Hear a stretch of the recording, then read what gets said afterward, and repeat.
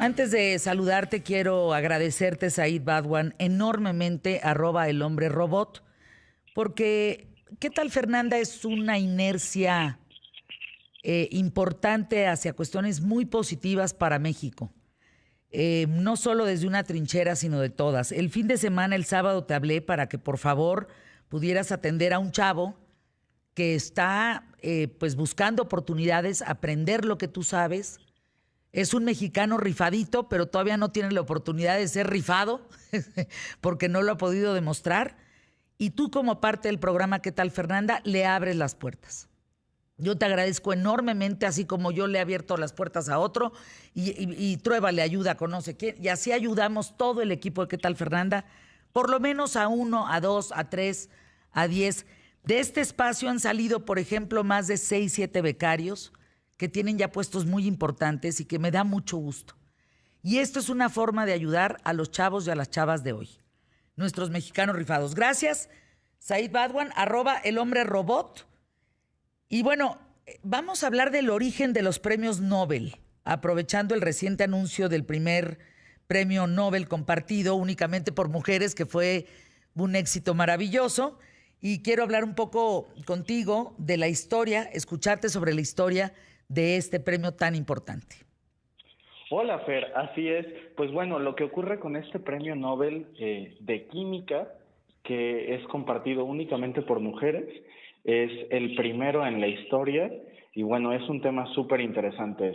Lo comparten Emmanuel Charpentier y Jennifer Doudna por una técnica de la que ya platicamos en QTF hace no tanto, que es la técnica del CRISPR-Cas9.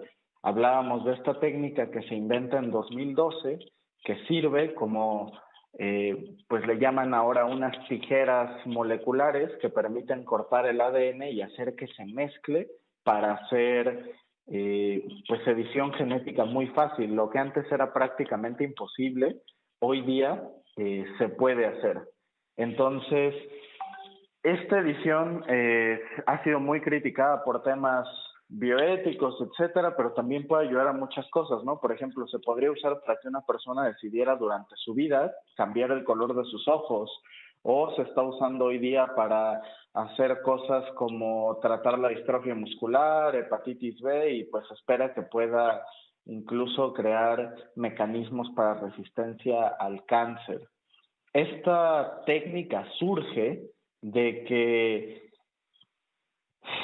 el sistema inmune, estas mujeres, específicamente Manuel Charpentier, estaba investigando otra cosa, o sea, se descubre casi que por accidente.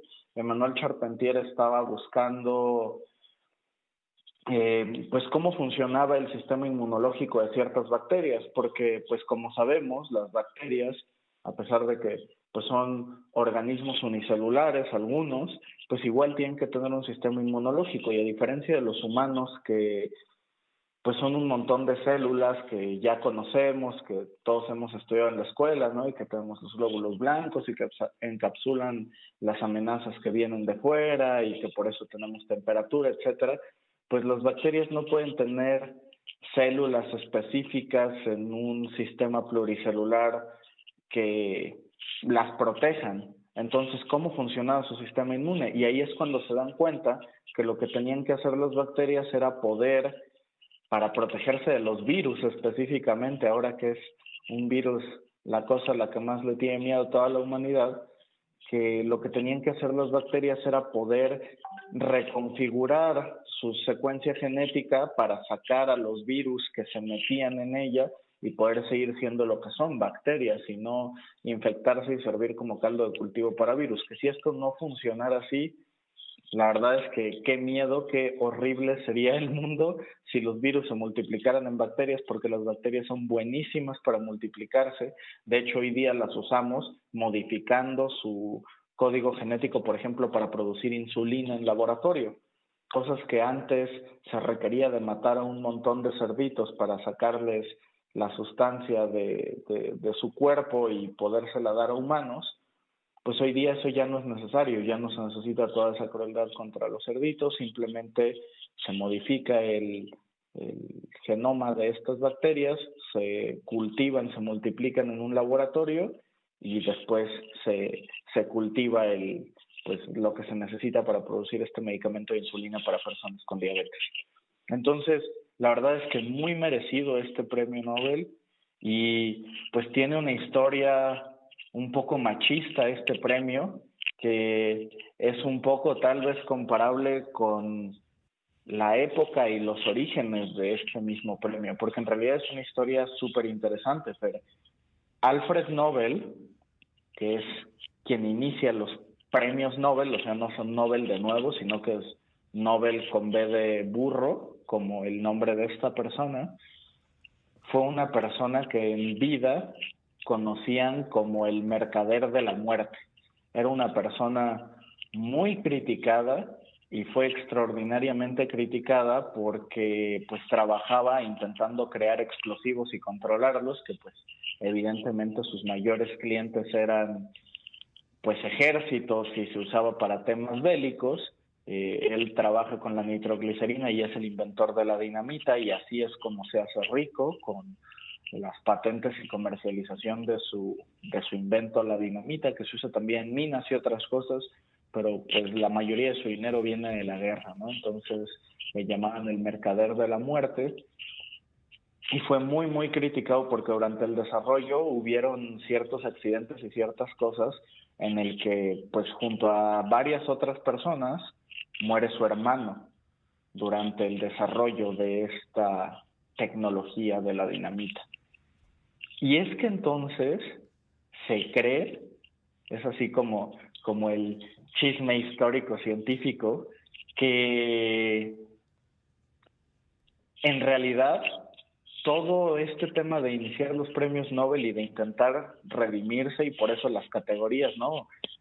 Física y química, un poco por, pues él que era un ingeniero dedicado específicamente a la química, etcétera, pero entre otras categorías las de literatura, porque él le gustaba escribir. Claro. De hecho escribe una novela antes de morir que se publica, pero que en la época la tachan de escandalosa y pecaminosa, y destruyen toda la edición excepto 3 ejemplares, que ahora pues ya se ha replicado. Pero el tema es que con todo esto se cree que se confunden, y en el obituario, cuando llega el diario y cuando dicen que muere Nobel, no entienden que es el hermano, creen que es él, y ponen el obituario de el mercader de la muerte ha muerto, ¿no? Y esta confusión hace que se pregunte, o sea, cuando me muera, ¿qué va a quedar de mí? El tipo ya era un tipo muy rico, que ya no tenía nada de qué preocuparse, y entonces dice, voy a hacer eso, voy a buscar que científicos y personalidades, que en realidad estaba pensado para científicos, el Premio Nobel de la Paz, en ironía era su intento de redención, que también ha sido muy criticado últimamente por a quienes se lo han dado. Por ejemplo, se dice que se le dio a Obama como para prevenir que continuara una guerra. Se da como en este intento de redimirse, de cómo cambio lo que hay en la placa de cuando yo me muera, que me recuerden que cuando piensen en Nobel piensen en algo positivo y no en algo negativo. Y pues al parecer lo logró, digo, su familia, al menos los de aquel entonces, lo odian porque pues no les dejó prácticamente nada, toda Nada. su fortuna la dejó a los premios, y el objetivo de estos premios en su época era más bien un tema de que el científico que lo reciba pueda destinar el resto de su vida como él, estando tranquilo, sin ninguna preocupación financiera, porque pues hacer ciencia es costoso y a nadie le interesa la ciencia hasta que no hay un resultado como el que él consiguió. Pero aún así, si no se financiara la ciencia, no se lograrían cosas como la que acaban de lograr pues estas dos mujeres increíbles en 2012, Manuel Charpentier y Jennifer Doudna, que gracias a ellas o sea, te garantizo que en no muchos años va a haber estas terapias de cosas que antes ni siquiera podíamos soñar, ¿no? Entonces, ese es el tema con los premios Nobel, intenta ser la redención de un hombre, y por todo el prestigio que ganaron, después se sumaron categorías como la de economía, que no es como tal un premio Nobel, Ujú. sino que se hace en memoria de Alfred Nobel, pero lo financia otro lado, etcétera, ¿no? Entonces, Antes la fortuna que daban de un premio Nobel de veras que hacía súper rico a quien lo ganaba, pero ahora los premios suelen ser compartidos y pues con la inflación, etcétera, ya no es tan la gran No, cosa, fíjate que no pero les va bien. De hecho, en alguna entrevista que tuve con Rigoberta Menchú, que me invitó a su casa en Guatemala, le hice la pregunta, Rigoberta, al tiempo, ¿qué te significó el Nobel? Y me dijo, de las peores cosas que me han pasado. Porque wow. al darme ese dinero, pensaron que yo ya tenía dinero para toda mi vida. Y entonces he dejado de recibir apoyo por muchos lados. A la gente que yo he apoyado, que yo apoyaba, ya no la puedo apoyar. Y al contrario, o sea, todo mundo cree que un premio Nobel me abrió las puertas del mundo. Y no es cierto, me la cerró. Nunca voy a olvidar esa declaración, nunca la voy a olvidar de un premio Nobel. Fíjate, ¿y cómo has visto en otros temas que sí, evidentemente les abre una puerta muy, muy grande, pero cómo hay otros que dicen, no, es lo peor que me ha pasado? Ahí el tema, mi querido Said. Tus datos, por favor, si eres tan amable. Claro que sí, en las redes sociales estoy como @elhombrerobot, donde subo todos los días un dato interesante sobre el mundo y pues bueno, vamos a estar subiendo más contenido de CRISPR-Cas9 y cómo funciona la edición genética y pues muchas gracias, Fer, nos Gracias, estamos mi viendo. querido Said. Te mando un abrazo con mucho cariño. Cuídate. Estamos en comunicación. Spots QTF y ya en la sala de espera, no tomándose un cafecito, pero sí ya muy, muy atento, está Andrés Oppenheimer. No sabes, Andrés, lo que te admira Said Badwan. Y no tienes una idea lo que le gusta todo tu trabajo. Pero bueno, se encuentran en una sala de espera. ¿A quién qué tal, Fernanda?